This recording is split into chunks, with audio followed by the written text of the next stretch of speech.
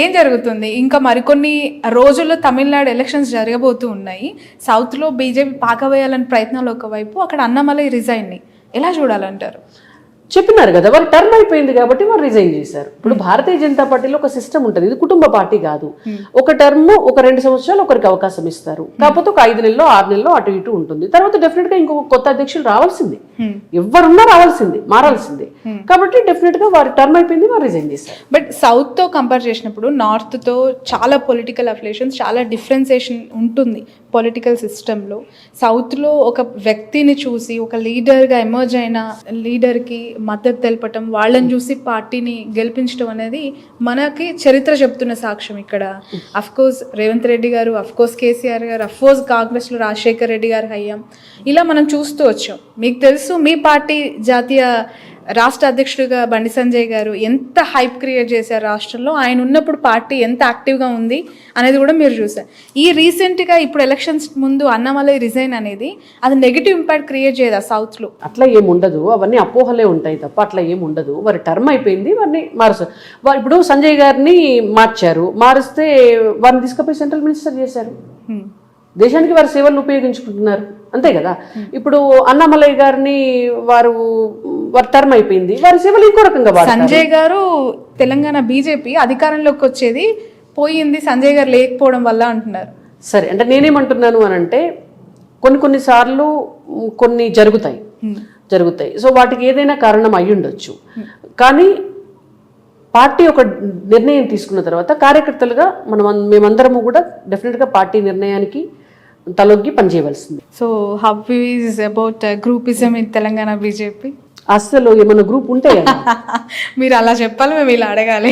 Open గా చెప్పండి. Open గా చెప్తున్నాను, ఏ గ్రూప్ లేదు.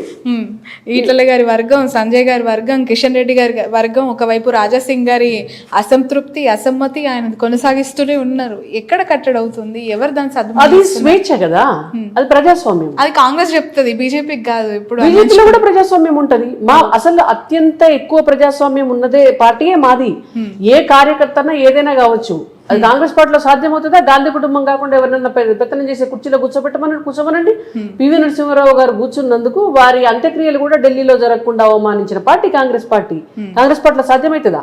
బీఆర్ఎస్ పార్టీలో కేసీఆర్, కేటీఆర్ కాకుండా వాళ్ళ కుర్చీల్లో రాష్ట్ర అధ్యక్షుడు, వాళ్ళ జాతీయ అధ్యక్షుడు, ఇప్పుడు జాతీయ పార్టీ కదా, వాళ్ళ జాతీయ అధ్యక్షుడు సీట్లో వేరే వాళ్ళని కూర్చోబెట్టమనండి, సాధ్యమవుతుందా? చేయొచ్చేమో వాళ్ళు, చేయమనండి చూద్దాం. కానీ బీజేపీ అట్లా కాదు, ఎవరైనా ఏదైనా కావచ్చు, ఎవరైనా ఏదైనా మాట్లాడచ్చు, మా అభిప్రాయాలని వ్యక్తం చేయొచ్చు. దానికి గ్రూపిజం అని పేరు పెడితే ఇట్లా మేము ప్రజాస్వామ్యం అంటున్నాం.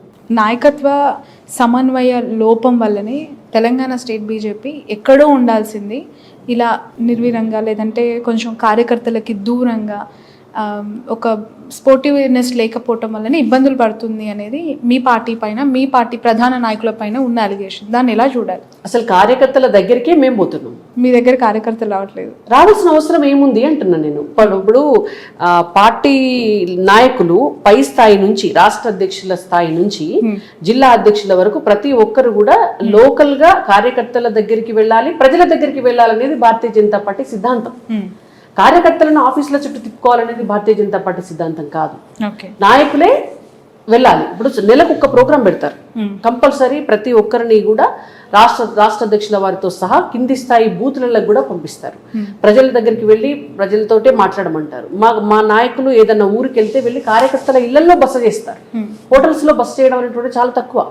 కార్యకర్తలే ఆ కల్చర్ భారతీయ జనతా పార్టీలోనే ఉంది. అంటే కార్యకర్తలతో మమేకమయ్యి ప్రజలతో మమేకమై ఉండే పార్టీయే Bharatiya Janata party. Okay, right. రాష్ట్రంలో సన్న బియ్యానికి సంబంధించి సరఫరా జరుగుతూ ఉన్నప్పుడు 37 రూపాయలు కేంద్రానికి మోదీ గారు ఫోటో పెట్టాలి అక్కడ, సంజయ్ గారు లాంటి లీడర్ ఇంతకుముందు మాట్లాడిన మాట ఎందుకు జనాల్లోకి అంత పెద్ద ఎత్తున తీసుకెళ్ళలేకపోయారు? సంజయ్ గారు అన్న మాటని ఇక్కడున్న నాయకులు కావచ్చు, మీ యాడ్స్ కావచ్చు, ఆ దిశగా ఎందుకు వెళ్ళలేదంటే డెఫినెట్ గా చేస్తున్నాము. ఇవాళ కిషన్ రెడ్డి గారు కూడా పిలుపునియటం జరిగింది. సన్న బియ్యం వండేటటువంటి ఇళ్లలోకి ఇవాళ భారతీయ జనతా పార్టీ నాయకులు, కార్యకర్తలు వెళ్ళి వాళ్ళ ఇళ్లలో భోజనం చేసి ఇది మోడీ గారి బియ్యం అని చెప్పి రావాలి. ప్రతి రేషన్ షాప్ దగ్గర కూడా ఆ పోస్టర్ పెట్టాలి అని చెప్పేసి ఒక పిలుపునిచ్చారు. మా కార్యకర్తలంతా కూడా కింది స్థాయిలో చేస్తున్నారు. ప్రతి నియోజకవర్గంలో ప్రతి రేషన్ షాప్ దగ్గర కూడా అవన్నీ కూడా యాక్టివ్ గా అవన్నీ కూడా జరుగుతున్నాయి. రైట్, ఫైనల్లీ రాణి రుద్రమ గారు ఓపెన్ గా ఒకటే క్వశ్చన్, దానికి స్ట్రైట్ ఆన్సర్ చేయాలి. Right, promise? ప్రామిస్. ఏం వంకర టింకర లేకుండా ప్రామిస్. కొత్త బీజేపీ అధ్యక్షుడు ఎవరు? తెలియదు నాకు. లేదు లేదు, ఖచ్చితంగా ఓపెన్ గా చెప్పాలి. నేను ఒట్టేసి చెప్పాను, తెలియదు. మీరు ఎవరని అనుకుంటున్నారు? తెలీదు. ఎవరు వస్తే బాగుంటది స్టేట్ బీజేపీకి అనుకుంటున్నారు? What is your assumption? A BJP కార్యకర్త వచ్చినా ఒక కార్యకర్తగా నేను పనిచేస్తాను. ఏ బీజేపీ కార్యకర్త రాష్ట్ర అధ్యక్షులైన ఒక కార్యకర్తగా నేను పనిచేస్తాను. అంటే కార్యకర్తలు రాబోతున్నారా? కార్యకర్తల నుంచి ఒకరు నాయకుడు కూడా కార్యకర్తే కదండి. ఇప్పుడు మా కిషన్ రెడ్డి గారైనా కార్యకర్తని, మాకు బండి సంజయ్ గారైనా కార్యకర్తని, అక్కడ కూర్చున్నారు మా జనరల్ సెక్రటరీ గారు ప్రదీప్ గారైనా కార్యకర్తని. వీళ్ళంతా కూడా బీజేపీ కార్యకర్త. నరేంద్ర మోడీ గారు కూడా కార్యకర్త. ఏ సామాజిక వర్గం నుంచి ఎవరైనా పర్లేదు, బీజేపీ కార్యకర్త ఎవరైనా పర్లేదు.